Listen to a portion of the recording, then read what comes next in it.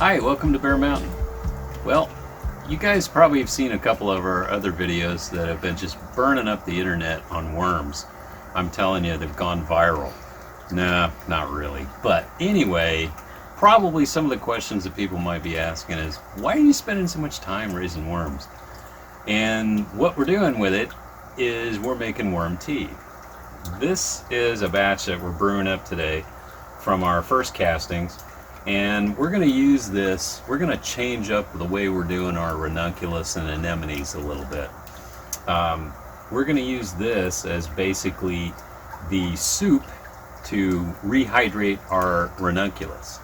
Now, one of the key things about the ranunculus, and there's going to be some links to the videos that we've done in the past about using the bubbling system to get ranunculus rehydrated, and it's the same thing with anemones. Is you need to keep air flowing around the plants, because the plants, those are little plants that are alive. And one of the things that people have done in the past is say, well, you don't need to, have air around the plants. There's plenty of air in the water. But as these little corms rehydrate, one of the things that happens is they begin to respirate, and they're going to use up oxygen in the water. So what can happen is, particularly if you're doing it in a bucket, the further down you go in the bucket, the faster the oxygen in the water gets depleted. So if you leave those things in there for too long, some people have made the mistake and done that and said, oh, I left mine soaking for a day or 24 hours, and you've probably done a lot of damage to them. And you'll know you've done damage to ranunculus when you're rehydrating, when you pull them out and all those little fingers that are on the corm itself start falling off real easy. That's a really good indicator that the plant has been stressed or maybe even damaged to the point where it's not going to grow very well. That's when rot can set in and things like that.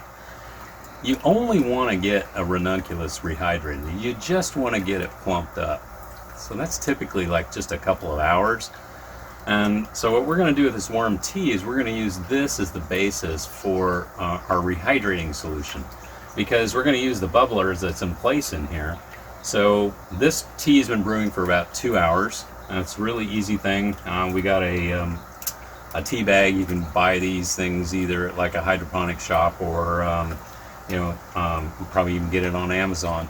And it's just a really fine mesh nylon bag that prevents solids from getting out. So we put in 2 scoops of worm castings, which equates to maybe about a pound and a half of worm castings. And put it in the bag, and then we have two systems of aeration in here. We have air stones, which are typical for like an aquarium. That's what these little hoses are to. And then we have a recirculating pump at the bottom that's basically submersible. It takes the water and pumps it out.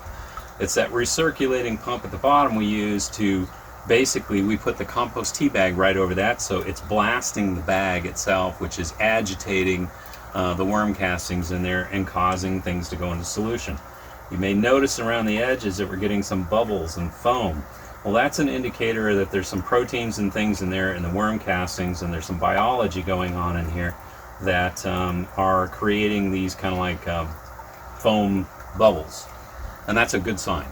Okay, we're not going to do a full like 23-hour bubbling type thing in here to really maximize the biology in it, but this is such a small amount that we've got the humics.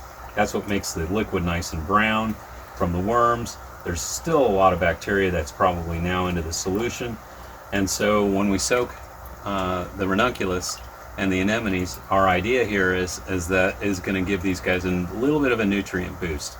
And like I said, we're not going to soak them that long. Then the last thing we're going to do before we pull these things out is we're going to add a little bit of mycorrhizal fungi in here as part of the solution. Take out the circulating, or turn the circulating pump off and just leave the air stones. That'll help the mycorrhizal kind of get spread around, and it'll be aerated in there, so that when we put the ranunculus in, it's going to be applying the nutrients from the worm tea, the good bacteria from the worm tea, and mycorrhizal for the actual plant itself. And then we keep the air stones going while the ranunculus corms are in here. Only go until they get plump. Then we'll pull them out. and then we'll move on to the next step, how we're changing things up on the ranunculus. So let's get started. Okay, this has been brewing for a couple, 3 or 4 hours, and just want to get the excess water out of the bag. There's still solids left of the worm castings in here, but what we'll do with that is we'll just add that to our potting mix for transplants. It's still good stuff. And if we just take a look on the inside here, I'm going to get my safety stick off there. You can still see it's still good stuff. We'll just add that as part of our mix for our potting transplants up. Now what we got going on here, this is pretty aggressive, and that's perfect. That's what we want. Letting the biology go a little bit. I could turn this down just a smidge so it's not splashing too much.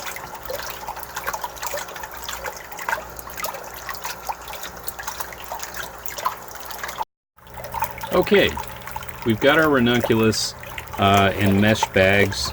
We just basically collected these over the years in various bulbs that we've gotten, and they're all sorted. We put a label card in each one.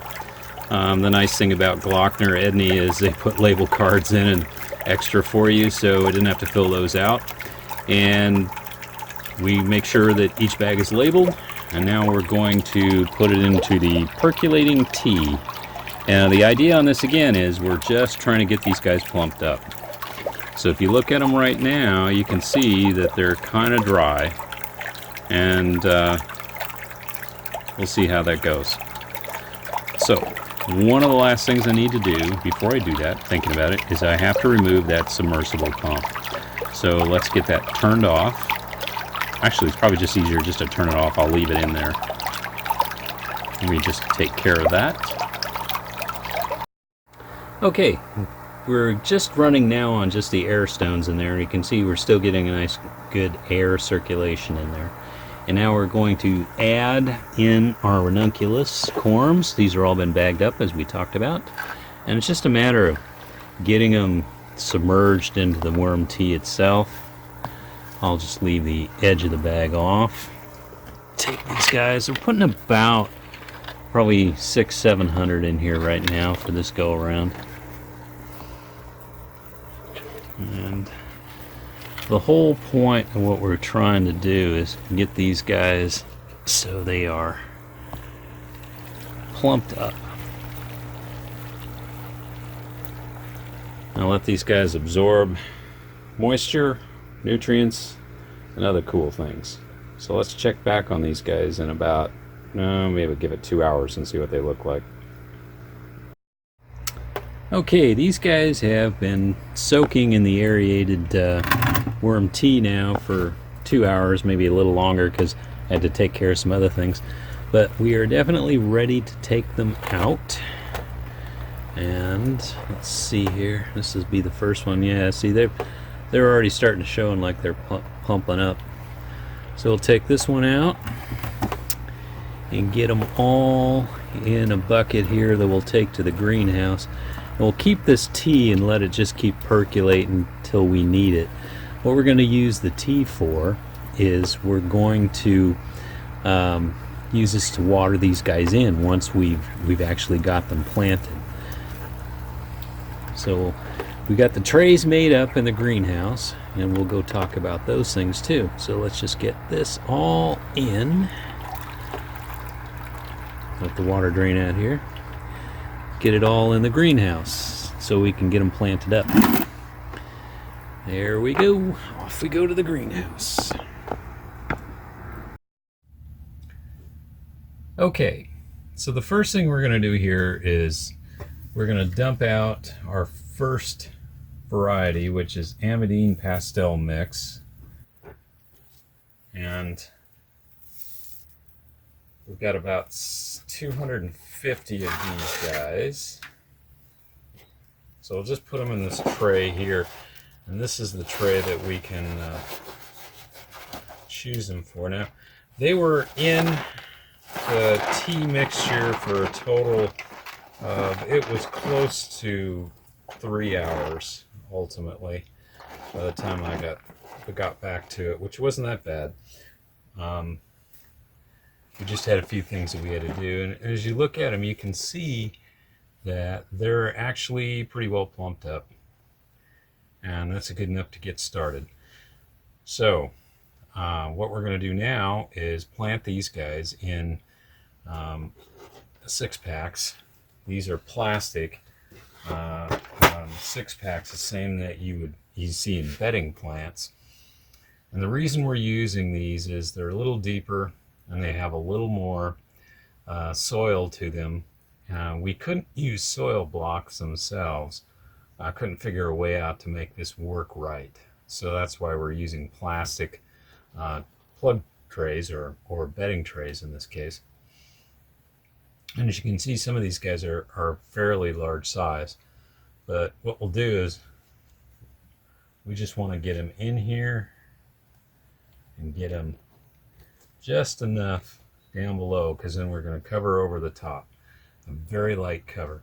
So the whole idea here is these guys, which are 5/7s, are basically going to fill the tray. The roots are going to go down, and when we get these all settled in, we'll just come back and we'll put we're going to put soil, the same soil mixture, over the top. And the idea is these guys are going to germinate in here, and then we'll plant these guys directly. We'll be able to use our dibble stick and plant it just like we would a regular transplant. That's the plan. So let's get it done.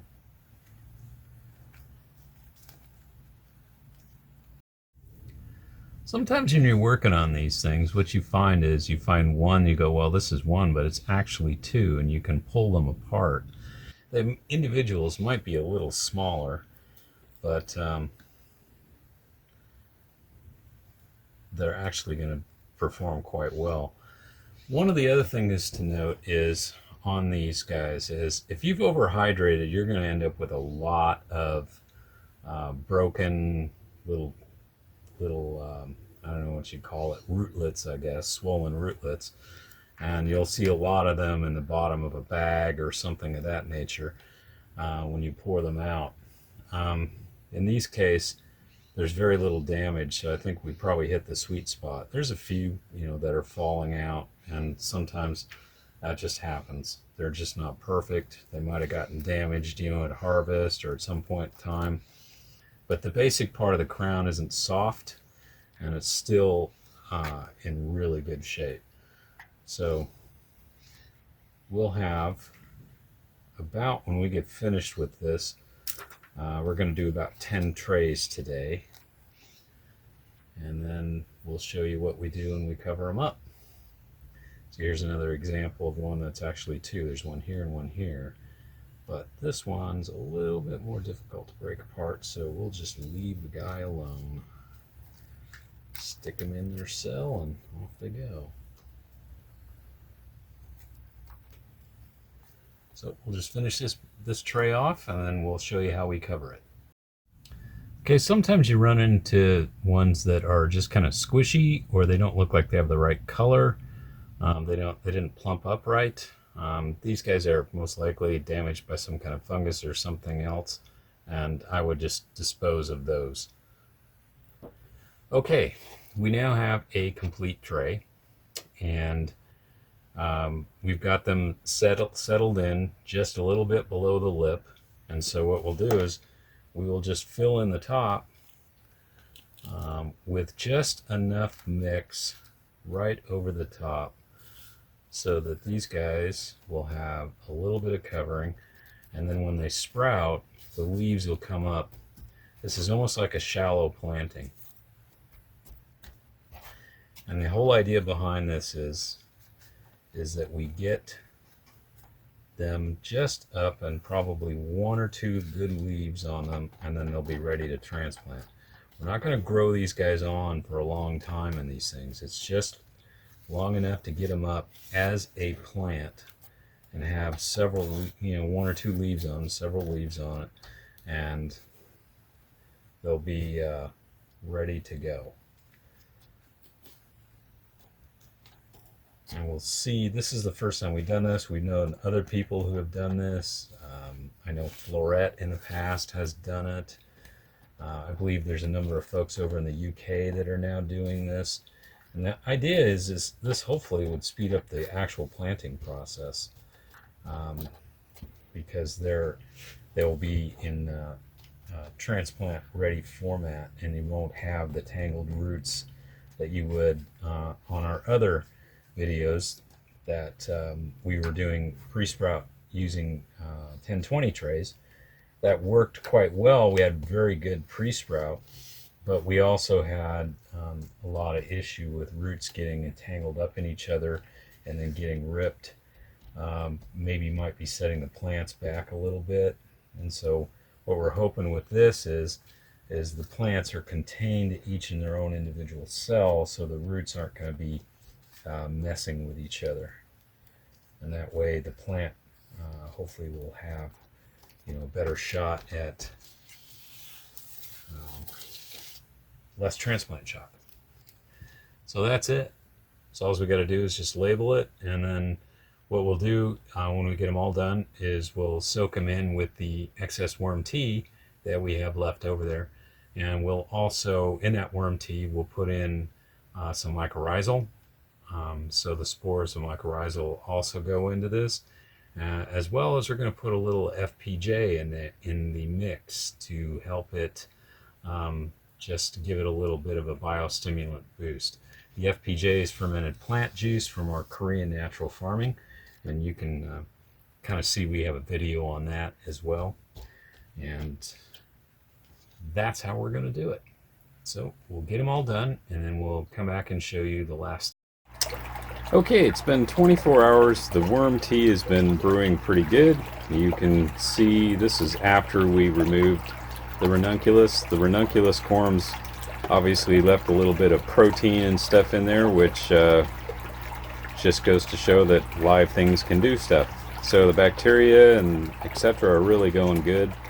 We're going to use this now to water in the ranunculus. We potted into the 6-packs.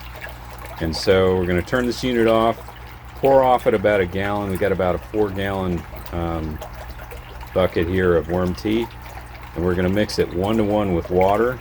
And then we're also going to add in fermented plant juice, or FPJ, and some BRV, brown rice vinegar, to kind of just help with the system. It's kind of, in a sense, it's a little bit of a maintenance solution. And so we'll see if this also helps these guys get rocking and rolling. So let's get her done.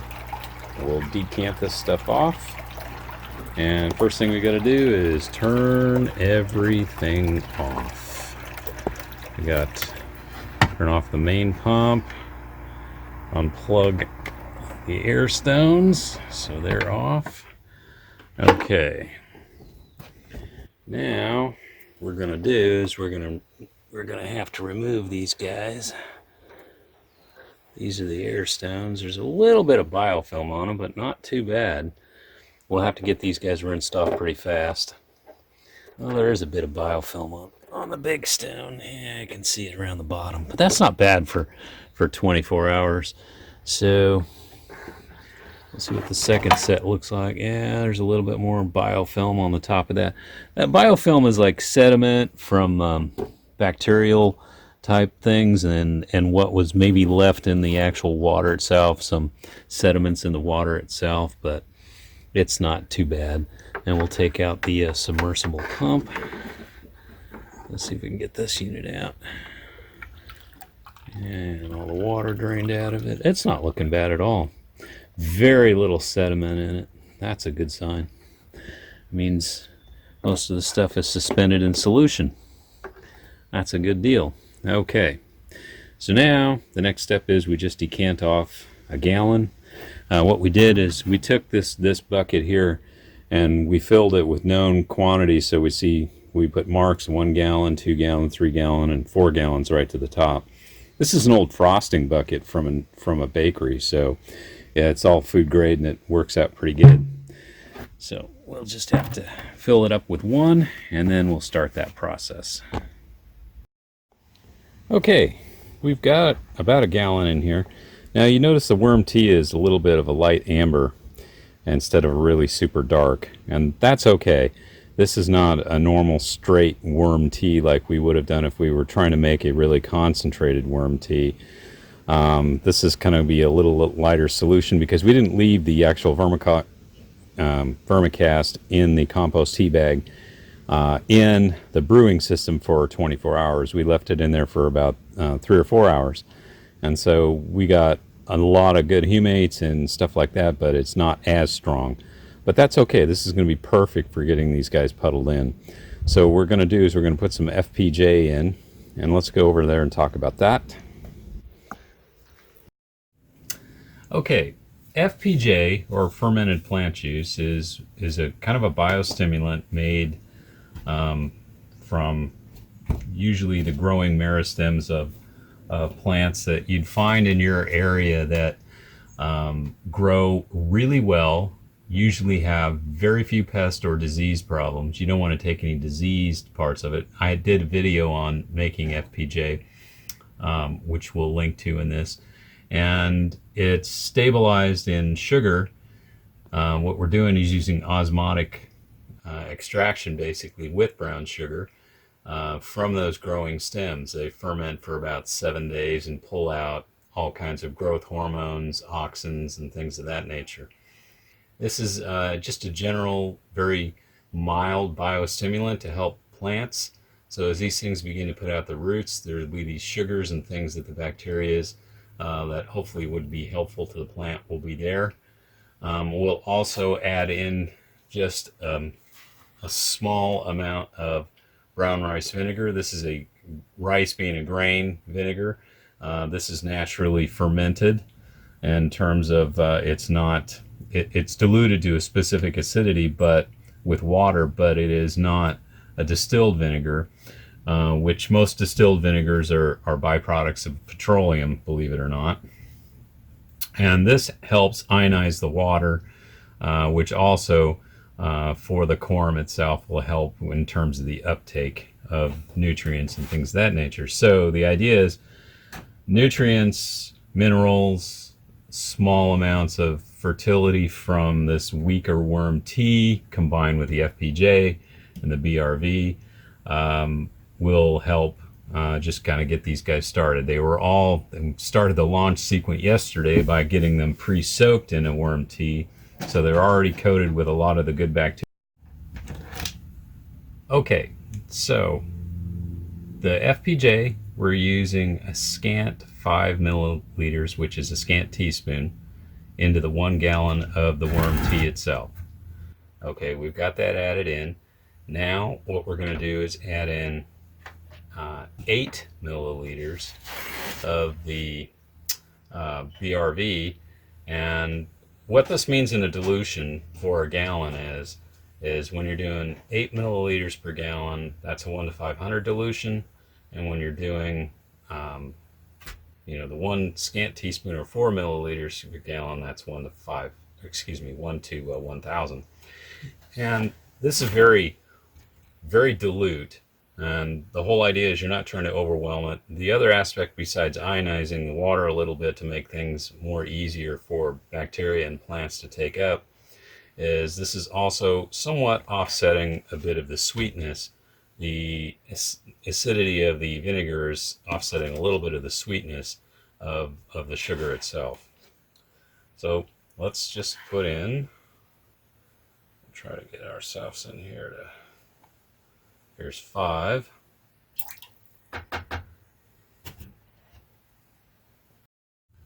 So anyway, that's the process, and we're going to do each of these trays, give it a good worm soaking tea. We're going to keep it in indirect light at about 60 degrees and see if we can get these guys germinated in about 7 to 10 days. We'll do a follow-up video when we got these guys up to the size we're going to transplant. We're hoping that we're going to be putting good plants with green on them in the ground sometime, probably around the 20th of October, thereabouts. So in essence, they're going to be essentially in the same place as a pre-sprout that was planted earlier, except these guys should be a little bit more advanced. At the time we put them in the ground, what we're going to do is also give them one last worm tea, kind of a bio boost, if you want to call it that. So that should give the plant, you know, a good start. And that's kind of where we're at today. So I want to thank you guys for watching today, coming along on this new kind of technique and see if it can cut down and make a better plant, cut down on tasks and make a better plant. So if you like this video, hey, be sure to check out our other videos that we have on our channel. We got playlists of different topics and things. Take a look. Feel free to give a comment. Subscribe if you're not a subscriber. We're always appreciate anybody who watches our videos, and we sure hope you guys learn a lot. So I want to thank you again for watching, and have a good day. Bye-bye.